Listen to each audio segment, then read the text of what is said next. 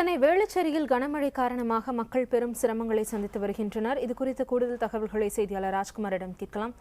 ராஜ்குமார், சென்னையில் குறிப்பா வேளச்சேரியில் என்ன மாதிரியான பாதிப்புகள் ஏற்பட்டிருக்கின்றன மழையின் காரணமாக? திவ்யா, கடந்த சில நாட்களாக சென்னை நகரில் தொடர் கனமழை பெய்து வந்திருக்கக்கூடிய நிலையில் சென்னையில் இன்னமும் ஒரு சில இடங்களில் மழைநீர் தேங்கியிருக்கிறது. குறிப்பாக தரமணி, வேளச்சேரி பகுதிகளில் மழைநீர் தேங்கியிருக்கிறது. தற்பொழுது நாம் வேளச்சேரி பகுதியில் இருக்கிறோம். இந்த இடங்களில் முன்னாள் இராணுவ குடியிருப்பு காலனி, ஏஎஸ்கே நகர், அம்பேத்கர் நகர் உள்ளிட்ட இடங்களில் மழைநீர் இன்னமும் தேங்கியிருக்கிறது. இதனால் பொதுமக்கள் சாலைகளில் செல்ல முடியாத நிலைமை ஏற்பட்டிருக்கிறது. வீடுகளை சுற்றியும் மழைநீர் தேங்கியிருக்கிறது. இதனால் பொதுமக்களுக்கு பாதிப்பு ஏற்பட்டிருக்கிறது. நேற்று இரவிலிருந்தே வீட்டிற்கு வெளியே வர முடியாத நிலைமை இருப்பதாக பொதுமக்கள் தெரிவிக்கிறார்கள். சாலைகளில் முழுக்கும் தண்ணீர் தேங்கியிருப்பதால் இருசக்கர வாகனங்கள் கூட செல்ல முடியாத நிலைமை இந்த பகுதியில் இருக்கின்றது. தொடர்ந்து ஒரு வார காலகட்டமாகவே மிகவும் பாதிப்புகள் ஏற்பட்டதாக அந்த பகுதி மக்கள் தெரிவிக்கிறார்கள். தற்போது நாம் நேரலை செய்து கொண்டிருக்கும்போது கூட இந்த இடத்தில் இருசக்கர வாகனத்தில் வந்திருக்கக்கூடிய 2 நபர்கள் கீழே விழுந்தார்கள். அந்த காட்சியை தான் நாம் பார்த்து கொண்டிருக்கிறோம். இது போன்ற பாதிப்புகள் தான் இந்த பகுதியில் ஏற்பட்டிருப்பதாக இங்கே இருக்கக்கூடிய வேளச்சேரி பகுதி மக்கள் தெரிவிக்கின்றனர். எப்பொழுதுமே மழைக்காலங்களில் இந்த வேளச்சேரி பகுதியில் தாழ்வான பகுதியாக இருப்பதாகவும் தொடர்ந்து மழைக்காலங்களில் மிகுந்த இன்னல்களுக்கு ஆளாகி இருப்பதாக இந்த பகுதிவாசிகள் தெரிவிக்கின்றனர். எனவே அதிகாரிகள் உடனடியாக நடவடிக்கையை விரைந்து எடுக்க வேண்டும் என்ற கோரிக்கையும் பொதுமக்கள் முன்வைக்கிறார்கள். அதே போன்று மழைக்காலங்களில் ஒரு ஆபத்தான நிலைமையும் மிகப்பெரிய பாதிப்புகள் எதுவும் ஏற்படாமல் இருப்பதற்கு முன்னெச்சரிக்கை நடவடிக்கையை தொடர்ந்து எடுக்க வேண்டும் என்ற கோரிக்கையும் இந்த பகுதி மக்கள் முன்வைக்கிறார்கள். தற்பொழுது இந்த பகுதிவாசி இக்னேஷ் நம்மோடு இருக்கார். தற்பொழுது நாம் அவரிடம் பேசுவோம். சார் வணக்கம். மழைக்காலங்களில் உங்கள் பகுதி எப்படி இருக்குது, அதை பற்றி சொல்லுங்கள். மழைக்காலம் வந்தால் எப்போவுமே தண்ணி வந்துடுதுங்க. தண்ணி வந்துச்சுன்னா தண்ணி போகிறதுக்கு வழி கிடையாது. அதிகாரிங்க யாரும் பார்க்க மாட்டேங்கிறாங்க. வீட்டுக்குள்ளே தண்ணி. கோயிலுக்கு எதிர்க்கத்தான் நான் வீடு இருக்கிறேன். கோயிலுக்கு எதிர்க்கத்தான் வீடு இருக்கேன். வீட்டுக்குள்ளே தண்ணி, வீட்டுக்குள்ளே பொங்கின்னு வருது தண்ணி. அதனால் என்னங்க ஐயா பண்ணுறது? யாரும் பார்த்து நான் இந்த மாதிரி ஒரு ஹேண்டிகேப்பு, என்னை யாரும் பார்க்கறதுக்கு இல்லை. நான் ஓட முடியாது, ஓடியார முடியாது. ரொம்ப கஷ்டப்படுறேன். மழைக்காலங்களில் மாநகராட்சி அதிகாரிகள், இந்த மாநகராட்சியுடைய கவுன்சிலர் இந்த பகுதியெல்லாம் ஆய்வுகளை மேற்கொள்கிறாங்களா? எப்படி இருக்குது? யாரும் வரலிங்க, இது வரைக்கும் வரலிங்க. ஆளுங்கட்சிக்காரங்க யாரும் பார்க்கல. இதுவரை தண்ணி தேங்கி நிற்குது. மழை காலம் ஒரு வாரமாக தீபாவளி டைமில் ஒரு வாரமாக மழை பெஞ்சிட்டு தான் இருக்குது. தண்ணி தேங்கிட்டு தான் இருக்குது. யாரும் பார்க்கல.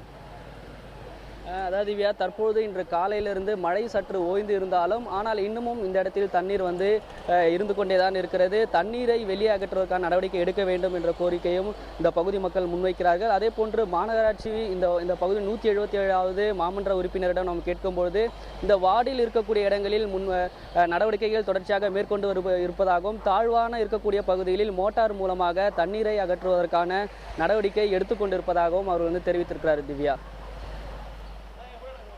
மாநகராட்சி நிர்வாகம் தரப்புல தற்போது அந்த நீரை அகற்றுவதற்கான உடனடி நடவடிக்கைகளுக்கு வாய்ப்பு இருக்கா ராஜ்குமார்? திவ்யா, அதாவது இது குறித்து நம்ம மாநகராட்சி மாமன்ற உறுப்பினர் மற்றும் மாநகராட்சி அதிகாரியிடம் பேசினோம். இது தற்போது நாம் இந்த இடத்தில் இருக்கக்கூடிய 177வது வார்டில் தொடர்ச்சியாக மழைக்காலங்களில் நடவடிக்கை எடுத்துக்கொண்டிருப்பதாக மாநகராட்சி மாமன்ற உறுப்பினர் தெரிவிக்கிறார். தற்போது காலை நாம் அவரிடம் பேசும்பொழுது இந்த வார்டில் தான் மழைநீர் தேங்கியிருக்கக்கூடிய இடங்களில் அதற்கான நடவடிக்கையில் மேற்கொண்டிருப்பதாக அவர் தெரிவித்திருக்கிறார். நாம் இருக்கக்கூடிய இங்கிருந்து 1 கிலோமீட்டர் தொலைவில் மற்ற இருக்கக்கூடிய மழைக்கால நடவடிக்கைகளை மேற்கொண்டிருப்பதாக அவர் தெரிவித்திருக்கிறார். தொடர்ந்து உடனடியாக மோட்டார் மூலமாக தண்ணீரை வெளியேற்றுவதற்கான நடவடிக்கைகள் எடுத்துக்கொண்டிருப்பதாகவும் இங்க இருக்கக்கூடிய தண்ணீரை உடனடியாக அகற்றப்படும் என்றும் நம்முடைய தொலைபேசி வாயிலாக அவர் தெரிவிச்சிருக்கிறார். தொடர்ந்து இணைப்பில் இருங்க ராஜ்குமார். தற்போது வேளச்சேரி 177வது வார்டுக்கான கவுன்சிலரான திரு சரவணன் நம்முடன் தொலைபேசி இணைப்பில் இருக்கிறார். வணக்கம் சார். உங்க பகுதிக்குட்பட்ட அந்த இடத்துல தற்போது மழைநீர் தேங்கி இருப்பதை காட்சிகளில் பார்க்க முடிகிறது. உடனடியா என்ன நடவடிக்கை என்பதை எடுக்க போறீங்க? அதாவது இப்போ 2-3 நாளைக்கு முன்னாடி பயங்கரமான தண்ணி தான் இங்க வேளச்சேரியை பொறுத்த வரைக்கும். சரி சார். ஏன்னா இது இந்த லிமிட்ல சைதாப்பேட்டை ஹவுசிங் போர்டு, வேளச்சேரி 178, 177 மொத்த மழைநீர் கால்வாய் இதுல தான் கனெக்ட் ஆகி நேரா நம்ம கைவேலி கால்வாய்க்கு போகுது. இது தொடர்ந்து பேசுங்க சார். அதுல ஒரு சின்ன ப்ராப்ளம் ஆகி போச்சு. அங்க அந்த காவா க்ளோஸ் ஆயிருச்சு. இப்போ அதை ஓபன் பண்ணிட்டோம். ஓபன் பண்ணி முந்தானத்தை கிளியர் பண்ணி பக்காவா தண்ணி எல்லாம் வடிச்சிருச்சு. இப்ப நேற்று பெய்ஞ்ச மழையில கொஞ்சம் நிக்குது. இப்ப அதை ரெடி பண்ணிட்டு இருக்கோம். இருந்தாலும் வந்து தண்ணி வந்து இந்த இடத்துல இருக்கிறத வந்து நம்மளால தொடர்ந்து பார்க்க முடியுது. உடனடியா மோட்டார் வைத்து அகற்றுவதற்கான வாய்ப்பு ஏதாவது இருக்கா? ஆமா, எடுத்துக்கிட்டு இருக்கோம். மோட்டார் வச்சு இப்போ நாங்க எடுத்துக்கிட்டு இருக்கிறது ஹவுசிங் போர்டில் ஒரு இடத்துல எடுத்துக்கிட்டு இருக்கோம்.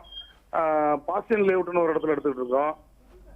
திருப்பி அங்கதான் வரப்போறப்ப இப்போ என்ன அப்படின்னா, சாலையே வந்து தெரியாத அளவிற்கு தண்ணி இருக்கிறதுனால ஏற்கனவே சாலைகள் வந்து அந்த இடத்துல வந்து பள்ளமா இருக்கு. வாகனங்கள் கீழே விழுறத கூட நம்மளால காட்சிகளில் பார்க்க முடிகிறது. ஒரு கவுன்சிலரா இந்த மாதிரியான நிகழ்வுகளை தவிர்க்க நீங்க தனிப்பட்ட முறையில் என்ன நடவடிக்கை எடுப்பீங்க? மாண்புமிகு அம்மா அவர்களின் உத்தரவின் பேர்ல இப்ப நாங்க ஒரு 4 நாளா கம்ப்ளீட்டா எல்லாம் லேபர்ஸ் மொத்த பேருமே யாரும் எங்கேயும் போகவே இல்லை. எல்லாம் ஃபுல்லா கம்ப்ளீட்டா எடுத்துக்கிட்டு தான் இருக்கோம். இப்ப சரி சார், நாங்க வந்து இப்ப நாங்க வந்து ஹவுசிங் போர்டில் எடுத்துட்டு இருக்கோம். இப்ப உங்க ஆளு ஏற்கனவே என்கிட்ட பேசுறாங்க ஒரு 1/2 ஹவருக்கு முன்னாடி. சரி சார், ஹவுசிங் போர்டில் ஒரு இடத்துல தண்ணி நிக்குது, அதை எடுத்துக்கிட்டு இருக்கோம். இந்த ஒரு 2-3 மணி நேரத்துல ஓரளவு சரியாயிடும். ஏன்னா நேத்து நீங்க வந்து எடுத்துருந்தீங்கன்னா உங்களுக்கு தெரிஞ்சிருக்கும். நேத்து மொத்தமா 2 நாளைக்கு முன்னாடி பயங்கர இதுவா இருந்தது. இப்ப நேத்து சுத்தமா கிளியர் பண்ணிட்டோம். இப்ப நேத்து பெஞ்ச மழையில கொஞ்சம் இருக்குது, ஏன்னா அதிகமான மழை இது. திரு சரவணன் சார் தொடர்ந்து இணைப்பில் இருங்க. நம்மளுடைய செய்தியாளர் ராஜ்குமார் உங்களிடம் சில கேள்விகளை முன்வைப்பாங்க.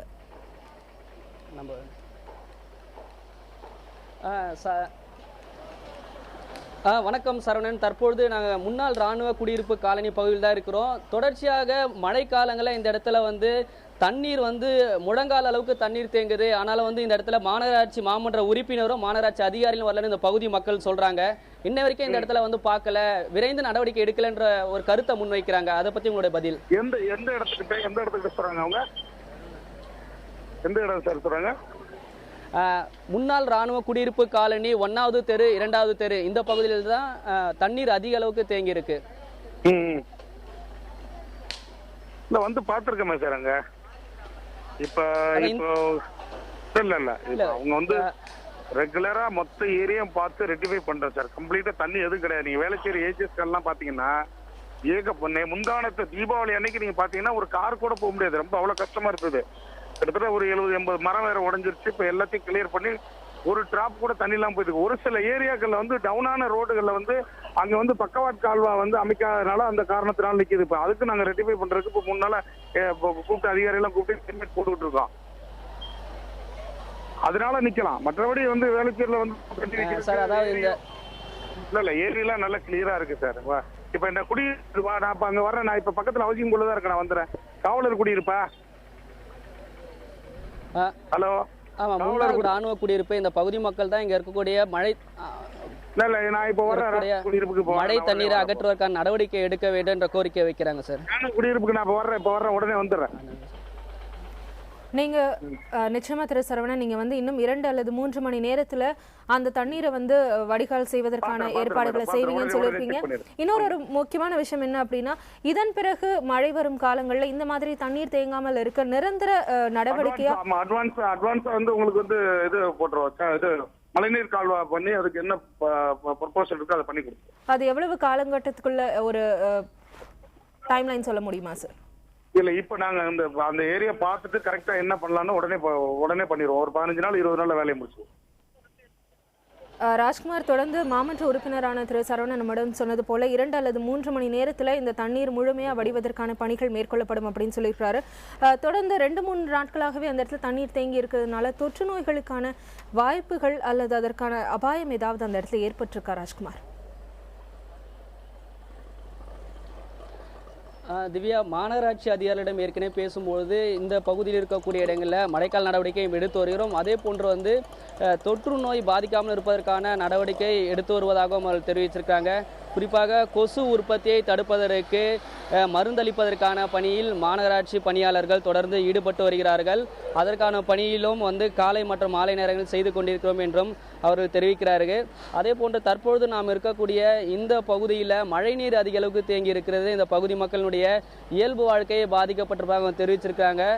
நேற்று அதிக அளவுக்கு மழை தண்ணீர் என்பது இந்த பகுதியில் இருந்தது. காலையில் மழை இல்லாத காரணத்தால் சற்று இங்கே தேங்கி இருக்கக்கூடிய மழைநீர் குறைந்திருப்பதாக இந்த பகுதி மக்கள் தெரிவிக்கிறாங்க.